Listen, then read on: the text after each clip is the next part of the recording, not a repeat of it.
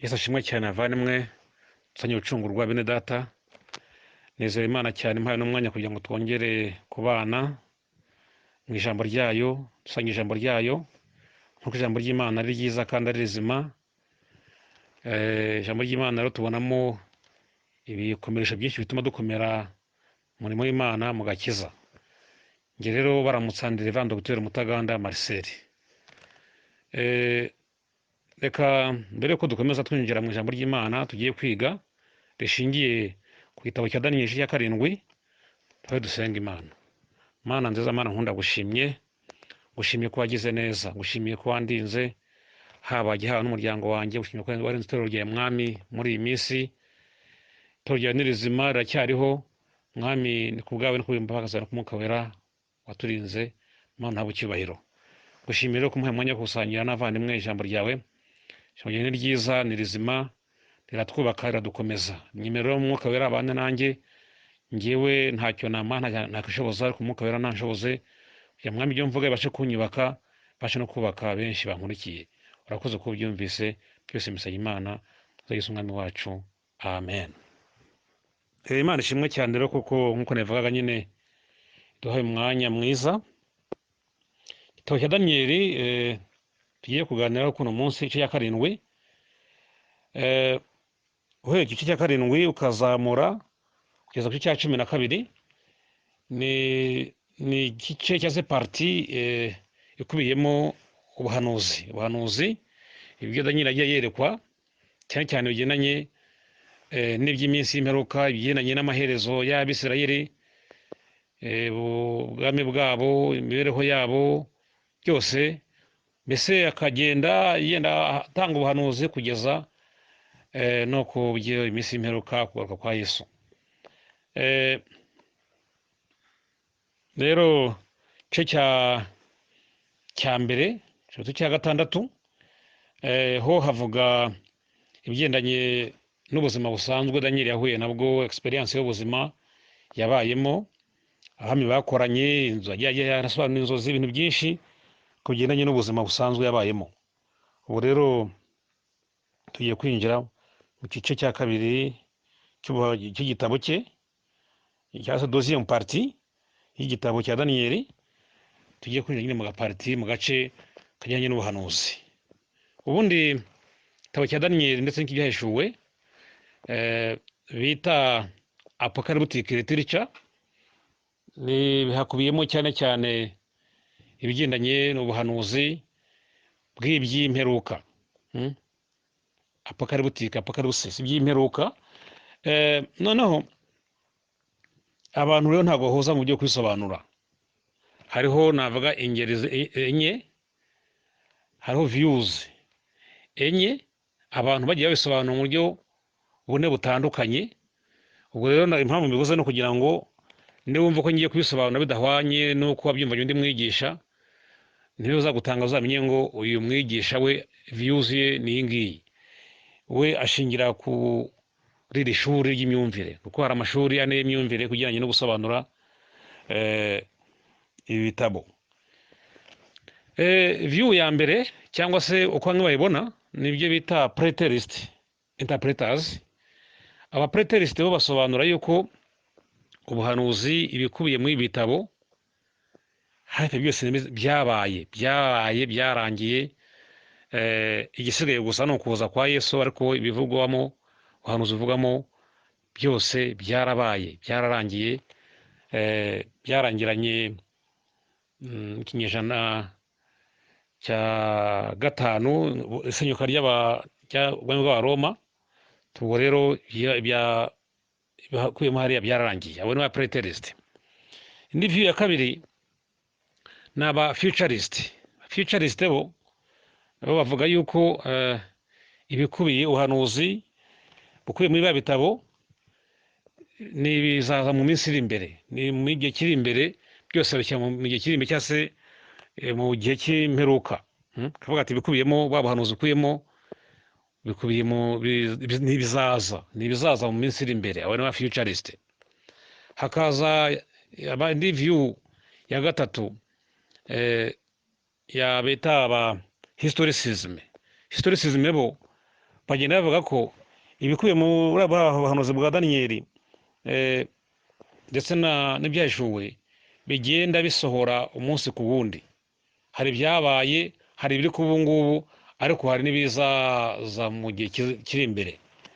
Bagashingira ko nk'uko Yohana yagiye yandika ku bya Antikristo mu nzandiko za Yohana, yagiye avuga yuko Antikristo ndetse yaje mu kinyejana cya mbere. Yohana yandika avuga ko umwuka wa Antikristo waje mu gice cya mbere, urwandiko rwa mbere rwa Yohana igice cya kane umurongo wa gatatu, babivugamo bavuga ibya Antikristo, kandi urumva nyine mu kinyejana cya mbere yandika. Abo rero aba historicist bakavuga bati ibikubiye muri buhanuzi bigenda bisohora umunsi ku wundi. Hakaza rero n'aba idealist cyangwa se idealism n'indi view, bo ibikubiye muri bitabo cyane cyane ibyahishuwe bafata mu buryo bwa symbol nk'ibintu by'ibigereranyo, bakavuga ko nabo rero cyane cyane ubona ko bavuga ko ibyinshi bikubiye mu buhanuzi nabwo byasohoye, ariko bakagenda bashaka ibintu byo kugereranya bya symbole nk'aho tuvuga yenda beast, inyamaswa yitwa inyamaswa, bakavuga ati buriya ni ubutegetsi bushobora kuba bukora neza cyangwa bukora nabi. Ubwo mbese bakagenda bagereranya, cyane cyane bagenda bagereranya ibirimo imagery iri mu biba bitabo, bagereranya n'ibindi bintu by'ubuzima busanzwe, bamwe bita allegory, ibintu nk'ibyo ngibyo.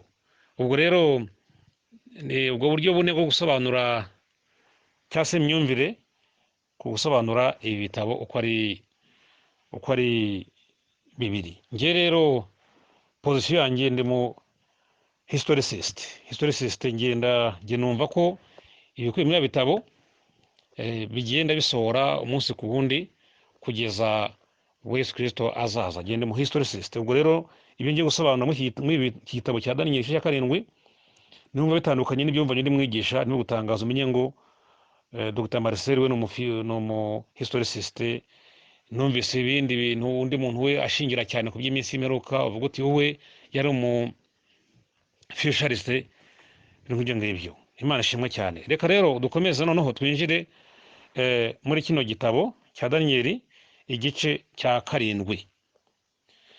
Iyo uhereye ku murongo wa mbere igice cya karindwi cya Daniyeli, havuga ngo mu mwaka wa mbere wo ku ngoma ya Belushazari umwami w'i Babuloni, Daniyeli yarose inzozi maze abona ibyo yeretswe ari ku buriri bwe.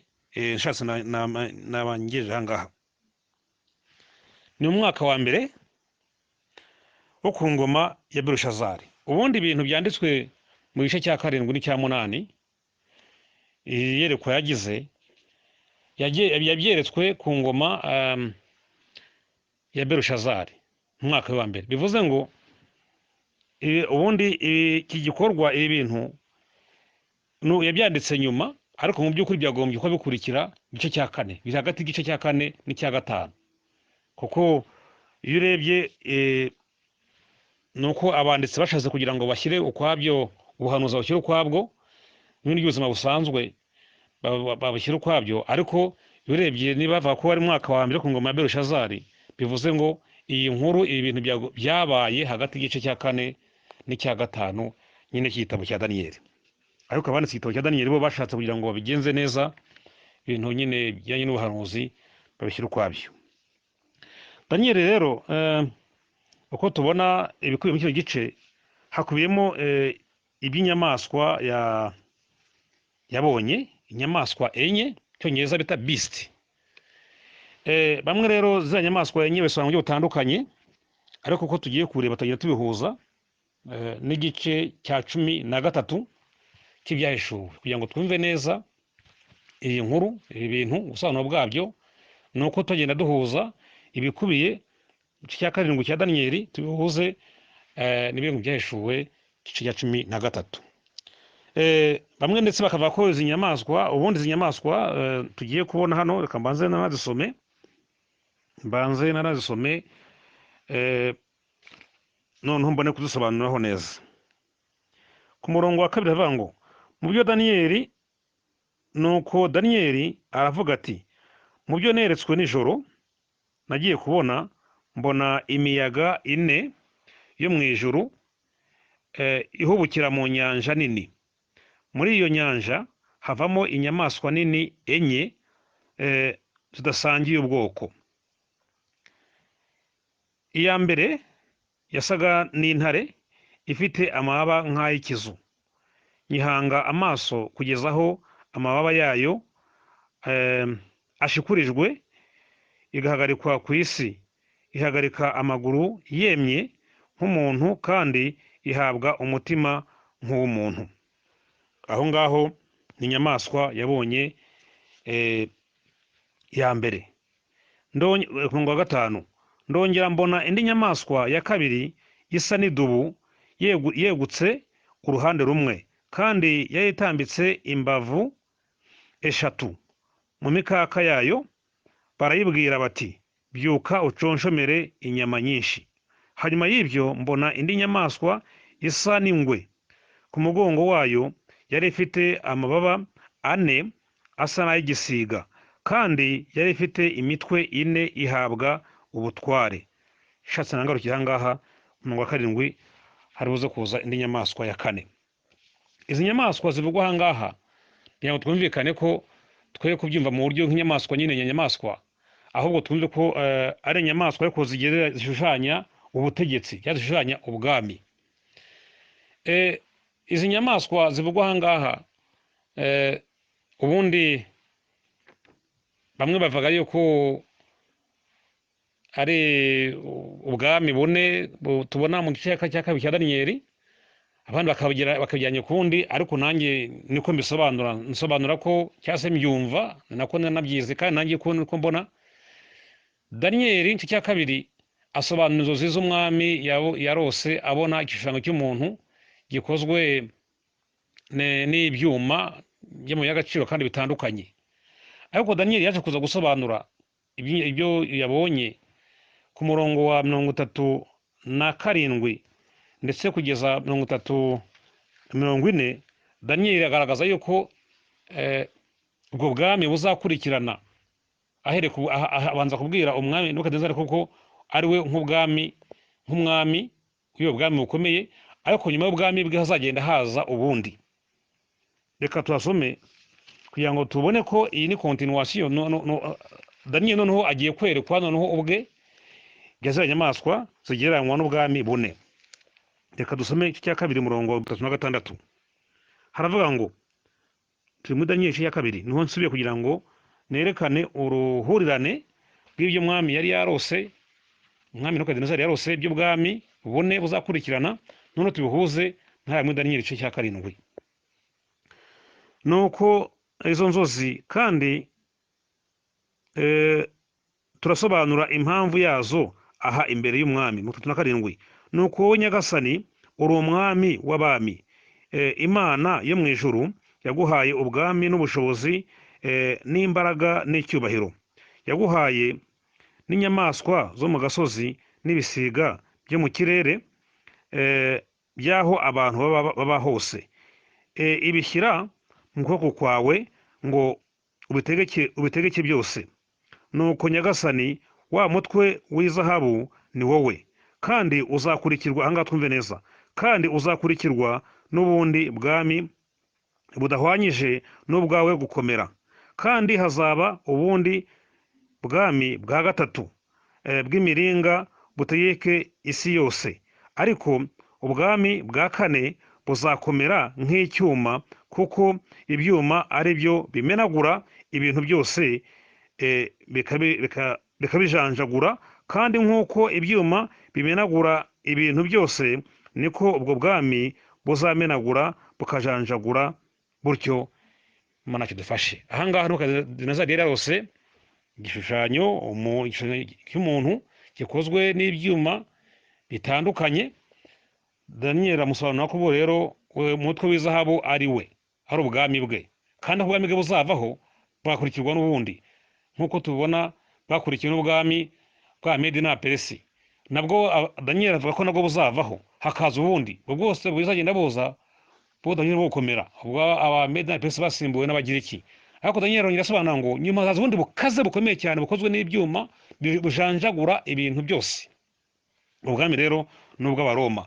Kandi tubuza kuza gusanga igice cya karindwi naho havuga nyine neza neza bigendanye n'ubwami bugereranywa n'ibyuma bishanjagura ibintu.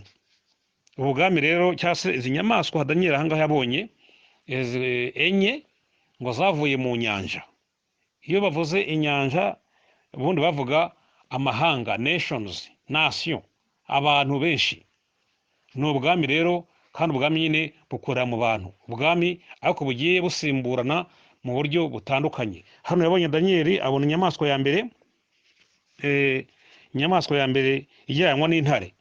Intare ni inyamaswa ikomeye. Ubundi ngo hakurikirwaho inyamaswa ngo y'idubu. Idubu n'inzoka. Idubu ivaho isimburwa n'ingwe. Isimburwa n'ingwe nk'uko tubona ku murongo wa 6 tuvuga ngo hanyuma y'ibyo mbona indi nyamaswa isa n'ingwe. Ubwo ni urwo rukurikirane bw'ubwami, uhereye ku bwami bwa Babuloni, Amedi na Peresi, gakurikizaho ubwami bw'Abagiriki. Noneho turebe ubundi bwami rero noneho yabonye cyangwa se indi nyamaswa yabonye ku murongo wa 7. Hanyuma y'ibyo nitegereje mu byo neretswe nijoro mbona inyamaswa ya 4 iteye ubwoba y'inyamaboko n'imbaraga byinshi cyane, yari ifite imikaka minini y'ibyuma. Ahangaho tubona imikaka minini y'ibyuma, twabonye ko hirya n'ubundi Daniyeli yasobanuriraga umwami Nebukadinezari yuko ibigendanye n'iby'ibyuma, ubwami bugereranywa n'ibyuma bimenagura ibintu byose. Dukomeze hano twumve. Yari ifite imikaka minini y'ibyuma iconshomera ibintu, irayimenagura, ibisigaye ibisiribangisha amajanja yayo, ariko yari ifite itandukaniro n'izindi nyamaswa zose zayibanjirije, kandi yari ifite amahembe 10. Nitegereje ayo mahembe mbona muri ayo mahembe irindi hembe ritoya, imbere yaryo hakurwa amahembe 3 mu yari asanzwe, kandi kuri iryo hembe mbonaho amagambo asa n'ay'umuntu n'akanwa kavuga ibikomeye. Imana yacu dufashe. Iyi nyamaswa ya 4 idasanzwe ifite ubukana, ifite ngo imikaka y'ibyuma ijanjagura imenagura ibintu byose, reka tuyigereranye n'inyamaswa tubona mu byahishuwe, nayo yavuye mu nyanja. Inyamaswa tubona mu byahishuwe igice cya 13. Tugenda tugereranya turebe iyerekwa rya Daniyeli, ubuhanuzi bwa Daniyeli kw'inyamaswa ya 4, noneho tubihuze na Yohana nawe ibyo yeretswe. Yohana igice cya 13 tugenda dusoma, tubisane mu buryo buri systematique, tujya tubigereranya turebe noneho ihuriro ry'inyamaswa. Ubundi inyamaswa n'umva inyamaswa bamwe bahita basimbuka banga ni umuntu, ariko wumve menamye ko ari ubutegetsi. Inyamaswa wumve menamye ko ari ubutegetsi, ko ari autorité runaka. Ntuhite wumva ko ari umuntu runaka, uhite wumva ko ari ubutegetsi runaka. Mbishingiye yuko cya 13 cyangwa byashowe aho ntibavuga inyamaswa yavuye mu mazi. Aho tugiye kugereranya n'ingibi bya Daniyeli, bahita basimbukira neza neza kuri Antikristo, bakumva neza neza ko ari umuntu, ariko ntumve neza ko havugwa inyamaswa, kandi buri nyamaswa isobanura ubutegetsi cyangwa se imbaraga cyangwa se ubuyobozi. Reka rero tugende tugereranya igitabo cya 7 nyine niho turi, tugende tugereranya dusoma tureba nyine ihuriro ry'inyamaswa ya 4 yo muri Daniyeli cya 7 ku murongo n'ubundi wa 7 niho twaduhereye, niho tubihuze n'ibyahishuwe cya 13. Abanditsi bombi Daniyeli ndetse na Yohana bombi bavuga ko ari inyamaswa yavuye mu mazi. Inyamaswa yavuye mu mazi. Daniyeli cya 7 murongo wa 3, reka twasome dusome twumve. Daniyeli 7:3 haravuga ngo muri iyo nyanja havamo inyamaswa nini enye zidasangiye ubwoko. Tubona ko aba banditsi bombi bahuza ko ari inyamaswa yavuye mu mazi. Reka tujye no muri Yohana, ibyahishuriwe Yohana 13 ku murongo wa 1 twumve.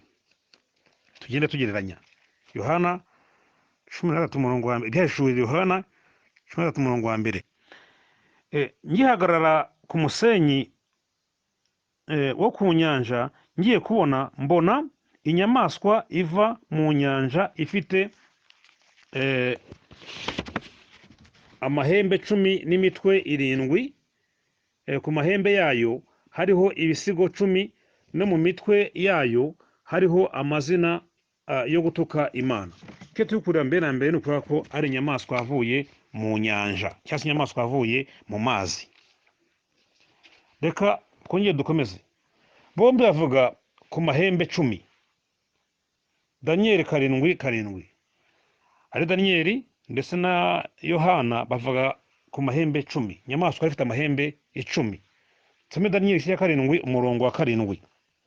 Haravuga ngo, hanyuma y'ibyo nitegereje mu byo neretswe nijoro, mbona inyamaswa ya 4 iteye ubwoba, y'inyamaboko n'imbaraga nyinshi cyane, yari ifite imikaka myinshi, imikaka minini y'ibyuma, iconshomera ibintu irabimenagura, ibisigaye ibisiribangisha amajanja yayo, ariko yari ifite itandukaniro n'izindi nyamaswa zose zayibanjirije, kandi yari ifite amahembe 10.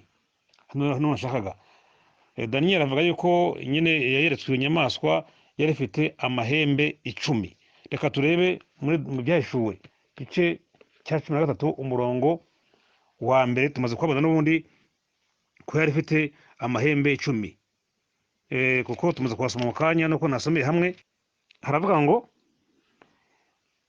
ngihagarara ku musenyi wo ku nyanja, ngiye kubona mbona inyamaswa iva mu nyanja ifite amahembe 10.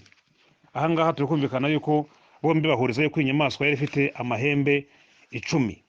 Imana yacu dufashe. Reka dukomeze.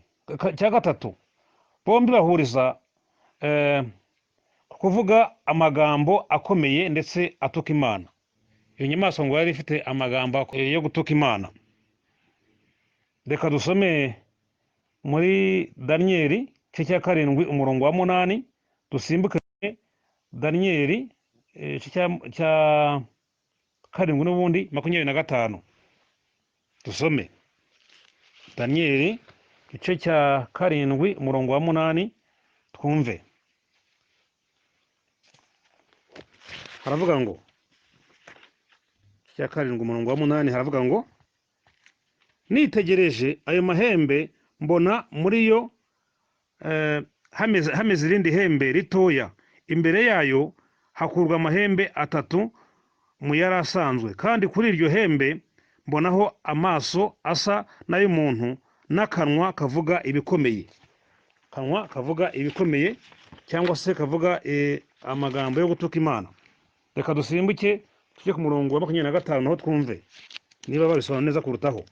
Haravuga ngo, mu 25 haravuze ngo, niwe uzavuga ibyo kugomera isumba byose, kandi azarenganya abera bisumba byose, azagira inama azigira inama zo guhindura ibihe n'amategeko.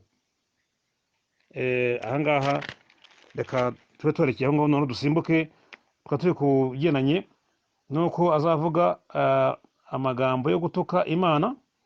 Reka tujye mu byahishuwe 13 umurongo wa 5 n'umurongo wa 6.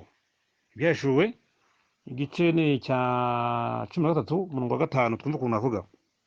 Haravuga ngo, umurongo wa 5, ihabwa akanwa kavuga ibikomeye n'ibyo gutuka Imana, ihabwa no kurama ngo imare amezi 42.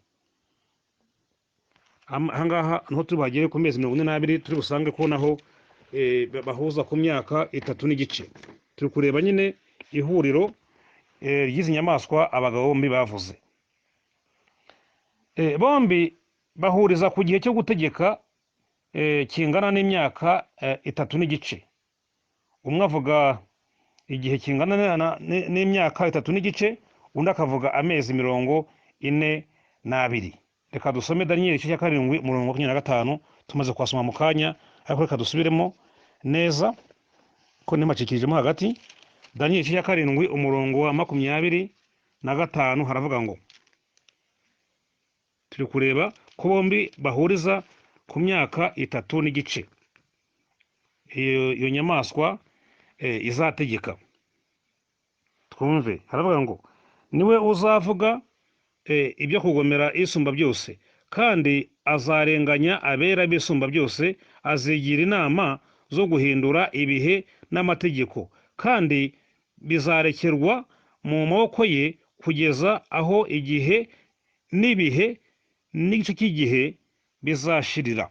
Igihe ubundi kigereranywa n'umwaka, ibihe bakaba ni imyaka 2, noneho iki gihe ikaba amezi 6. Aha rero tubona ko ari imyaka 3 n'igice, igihe n'ibihe n'igice cy'igihe. Reka ture muri mu Byahishuwe 13:5, twumva ukuntu havuga. Turahavuye mu kanya, reka dusubireyo. Haravuga ngo ihabwa akanwa kavuga ibikomeye n'ibyo gutuka Imana, ihabwa no kurama ngo imare amezi 42. Amezi 42 ahwanye n'imyaka 3 n'igice. Bombi kandi bahuriza ku kurwanya abera no kubanesha. Kana ka 5, inyamaswa ngo izahabwa imbaraga zo kurwanya abera ndetse no kubanesha. Reka turebe Daniel 7:21 kugeza 22. Daniel 7:21 kugeza 22, twumva ukuntu avuga. Maze mbona iryo hembe rirwanya abera ryenda kubanesha. Ngo iryo hembe rirwanya abera ryenda no kubanesha.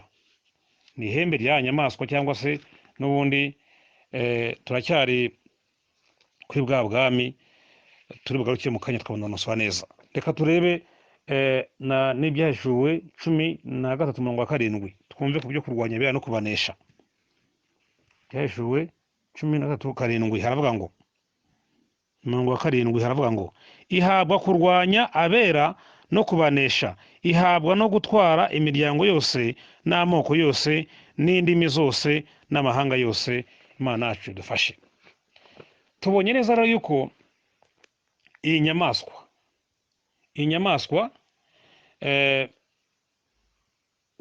Daniel yeretswe inyamaswa ya 4, tugereranya n'ubwami bw'Abaroma neza yayivuzeho nawe Yohana mu Byahishuwe, nayo ko yeretswe inyamaswa ivuye mu mazi, cyangwa inyamaswa ivuye mu nyanja.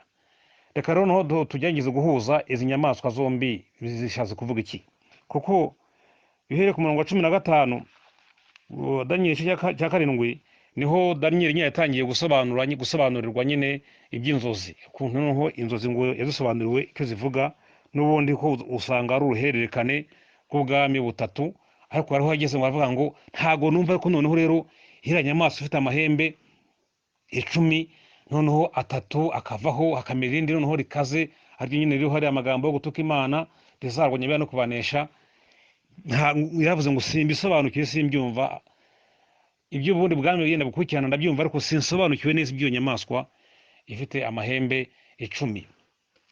Bamwe mu kuvuga amahembe 10 n'undi amahembe, ihembe rigereranwa n'ubutegetsi. Reka nabyo bisobanure. Ihembe ubundi risobanura ubutegetsi. Kugira ngo byumvikane, reka dusome muri Zaburi 132:17. Ihembe risobanura ubutegetsi. Dusome muri Zaburi 132:17 haravuga ngo niho nzamereza Dawidi ihembe, uwo nasize namwiteguriye itabaza. Subiremo, niho nzamereza Dawidi ihembe, uwo nasize namwiteguriye itabaza. Reka dusome no muri Zaburi 89 umurongo 25. Zaburi 89 umurongo 25 naho turebe iby'ihembe uko risobanura ubutegetsi. Zaburi 89 umurongo wa 25 haravuga ngo ariko umurava wanjye n'imbabazi zanjye bizabana nawe, kandi izina ryanjye rizashyirisha hejuru ihembe rye. Nende musobanura ko ihembe risobanura ubutegetsi, ihembe risobanura ubutware, ubuyobozi, autorite. Bamwe bavuga yuko rero aya mahembe 10 ari ibihugu 10 byari bigize ubwami bw'abaroma. Ibihugu 10 byari bigize ubwami bw'abaroma. Twibuke ko ubwami bw'abaroma buze kwigabanyamo kabiri, igice cy'iburasirazuba n'igice cy'iburengerazuba. Ibyo bihugu rero byari igihande cy'iburengerazuba cyari kigizwe n'Ubwongereza, Britain, Ubufaransa, Spain, Italy na Germany. Germany ajyanye no France n'Ubufaransa, Spain n'Espagne, Italy n'Ubutaliyani na Germany nyine y'Ubudage. Aho ngaho cyari igice cy'iburengerazuba. Noneho igice cy'iburasirazuba kigizwe na Turukiya na Greece, Ugiriki na Syria na Egypt na Libya.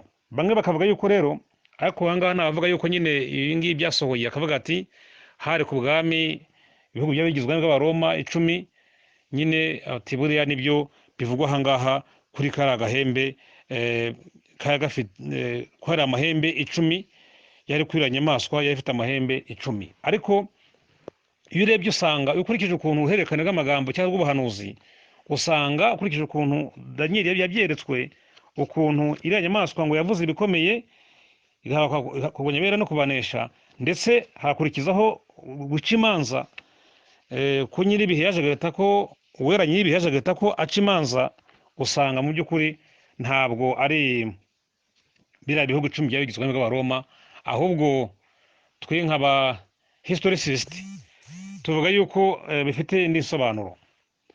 Insobanuro rero ni iyi ngiyi: mu gihe gikwiriye, kuko ubundi abantu bangwa mu minsi y'imperuka, ariko iminsi y'imperuka na Yohana yandika yavuga ko mu gihe harimo hari mu minsi y'imperuka, ariko n'ubu tuvuga ngo turi mu minsi y'imperuka. Mu gihe gikwiriye cyategetswe hazabaho revival, cyangwa kongera kubaho, gukongera gukomera k'ubwami bw'Abaroma, ariko utari nk'uko bwari bumeze mbere. Kuko dukurikije biriya bivugwa mu kwiriya nyamaswa ya kane, mu bushobozi yari ifite, bivugwa ko niho bishingiye, niho bikubiye. Kwiriya nyamaswa ya kane mu bwami bw'Abaroma bwahozeho kera, hazavuka ibihugu 10, hazabaho coalition.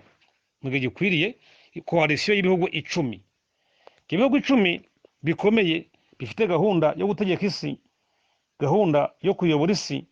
Ibihugu 10 tubona ko nkuko twabonye ngo muri twa duhembe 10, ya mahembe 10 twabonye ko ihembe risobanura ubutegetsi.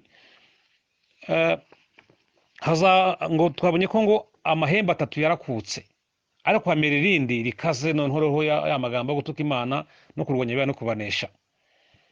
Kuko twabonye ko impamvu mvuga ko ari mu minsi mu gihe gikwiriye ko cyegereza imperuka nyirizina cyangwa kuza kwa Yesu, nubwo tuba ko Yesu ari hafi, nabyo nibyo, ariko ndi gusobanura mu gihe gikwiriye cyategetswe.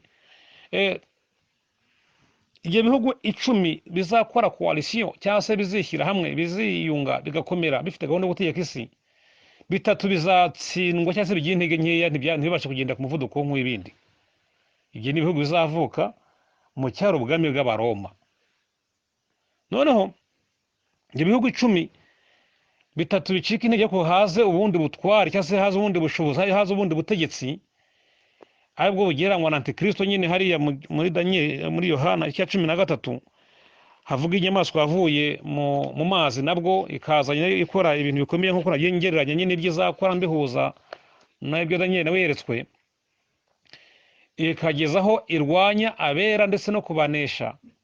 Ibi tubigeranya n'akarengane k'itorero, itorero rizahura nako mbere y'uko Yesu Kristo aza. Hano reka mpavuge neza, haravuga yuko Yesu Kristo azabanza akaza akajyana itorero, noneho byarangira akarengane kakaza. Ubwo nibaza ngo ese akarengane kazaba kaza, itorero rizaba rirengana na gute kandi zari ryagiye? Havuga yuko rero Yesu Kristo azabanza kuza akajyana itorero, ko nta na hamwe rizahura n'umubabaro, ko ahubwo Kristo azaza akajya gute akaritwara, noneho rero abasigaye bakaba ari bajya gute batotezwa. Ariko nabyo ko ari akarengane k'itorero cyangwa se akarengane kabera, nk'uko tubonye hano byavuzwe muri Daniel ndetse no mu byahishuwe. Itorero rizahura n'akaga, itorero rizahura n'ibibazo. Antikristo azarigerageza, azarirenganya. numve ko mbere yo kumva ko antikristo ari umuntu ubanza ubyumve muri sanse y'ubutegetsi runaka buzajyaho, political system cyangwa se political power izabaho, noneho igashyiraho ibintu abakristo cyangwa se itorero ry'Imana ritabasha gutorera, ritabasha kwihanganira, ntakita nk'ibizira itorero ritabasha kwihanganira, kandi kutabyihanganira bikaba byakurira akaga, byakurira umubabaro. Kutabubaha rero ayo mabwiriza ashyizweho, kutubaha rero ibyo byemezo bashyizweho n'ubwo butegetsi n'ubwo buyobozi, kuko birumvikana ko ubuyobozi babukuriwe n'umuntu runaka, bizakururira itorero, bizakururira abakristo kurenganywa, gutotezwa.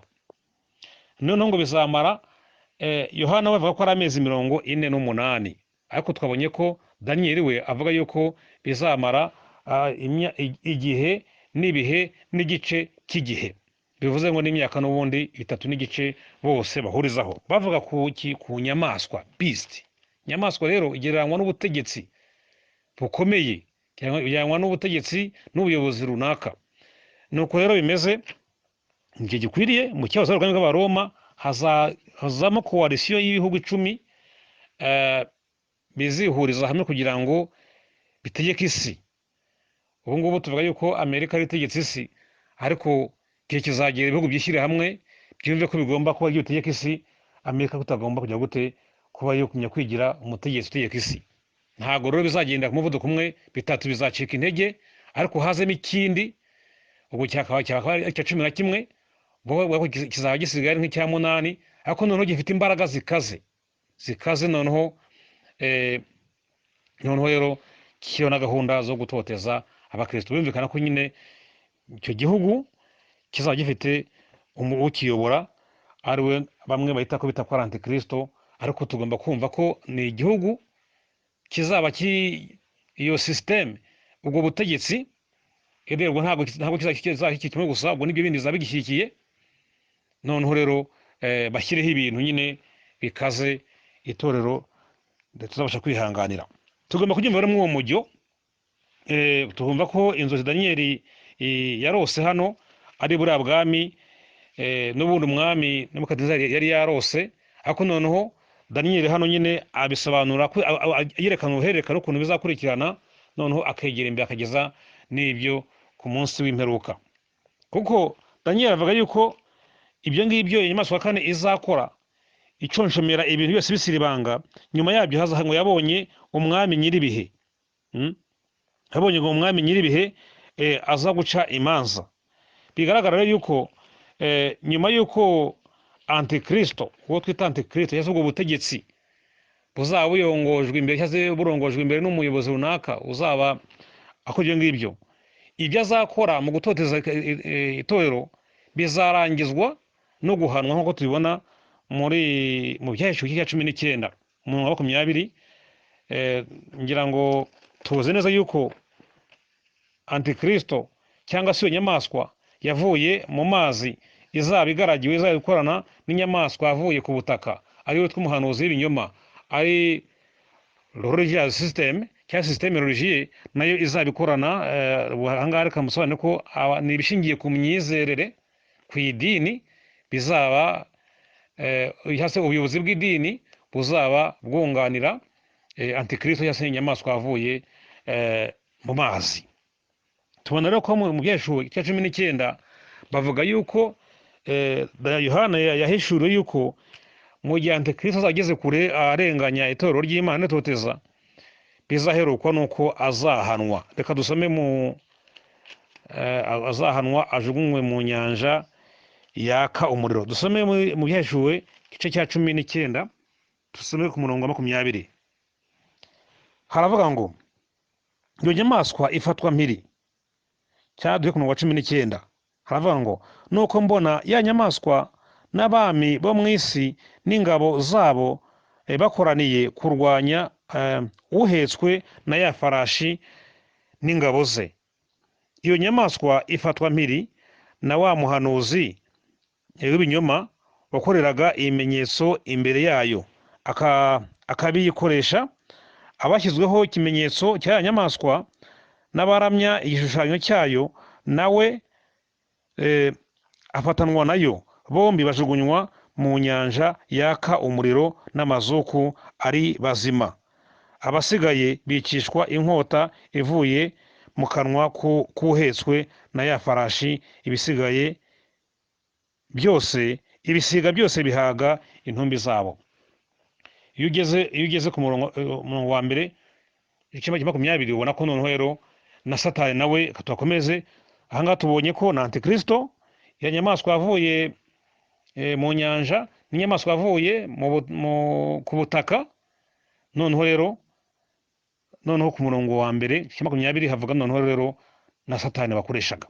Mbona marayika amanuka ava mu ijuru afite urufunguzo rufungura ikuzimu, afite n'umunyururu munini mu ntoki ze. Afata cya kiyoka aricyo ya nzoka ya kera, ariyo mwanzi na Satani, akibohera kugira ngo kimare imyaka 1000. Ahangaha turi kubona ko igice cya 19 ndetse n'imirongo 2 ibanza cya 20 havuga noneho rero iherezo rya Antikristo, iherezo ya political system, ndetse na ya iherezo rya religious system, cyangwa se kamvuge ubutegetsi busanzwe bwa politike n'ubutegetsi bushingiye ku myizerere cyangwa se idini. Byombi Satani wagendaga abiha imbaraga, byombi nyine amaherezo yabyo amabi. Aha rero iyo ukomeje igice 20 niho nyine ubona noneho rero hatangira noneho rero abera noneho bagize gute, baratabawe. Nuko tubona neza yuko Antikristo niwe nyamaswa yavuye mu nyanja, nk'uko babihurizaho bombi Daniyeli ndetse na Yohana mu byahishuriwe cya 13. Amaherezo rero ya Antikristo nayo turabonye uko bizagenda. Imbaraga ze n'ibyo yazakorera itorero no kurirenganya bizagira iherezo ribi, azahanwa. Imana yacu idufashe cyane. Ndizera rero ko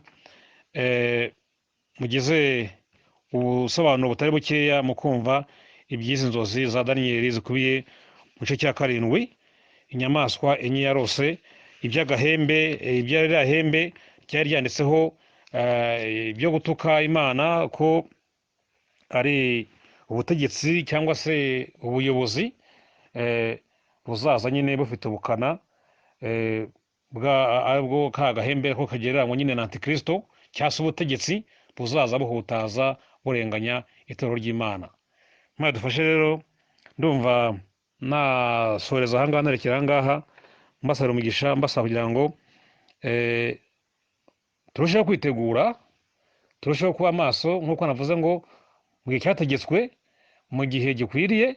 Kandi Antikristo agenda akora, nk'uko navuze ko ngende umu historicist, ibya Antikristo tusobanura tugenda igihe ku kindi, tutavuga ko Antikristo azaza gusaba ko atangiye no gukora ko n'ubwo bakora, ariko igihe kizagenda noneho rero akore mu buryo budasanzwe, akore ku mugaragaro bishingiye kuri biriya bihugu 10 nk'uko nabisobanuye. Imana umugisha rero, turusheho kwitegura, turusheho kuba maso, tugenzura ibihe kugira ngo uwo munsi nuza ntuzawutungure nk'uko Yesu yatwigishije. Imana dufashe. Reka dusenge. Mana yacu, Mana nzima, ndagushimiye. Gushimiye ko uri umurinzi wacu, gushimiye ko uri umurengezi wacu. Wahishuriye Daniyeli iby'iminsi y'imperuka, mwishurira by'inyamaswa ikomeye igereranywa n'ubutegetsi, izaza ikaze isiribanga ibintu, yangiza ibintu, ndetse inyamaswa tubonye ko ari ubutegetsi buzazaho, buzaba buriho kandi bukora ibibi, bukora ibidashima izina ryawe. Uduhe kuba amaso rero muri iyi minsi, kuko iminsi igenda twegera, cyangwa tugenda tubona ibimenyetso bimwe na bimwe bitwereka yuko uwo munsi utwegereye.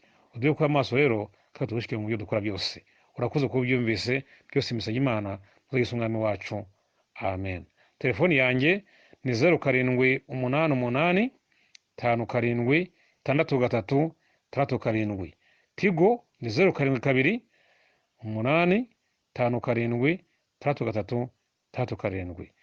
Imana umugisha rero. Shalom shalom.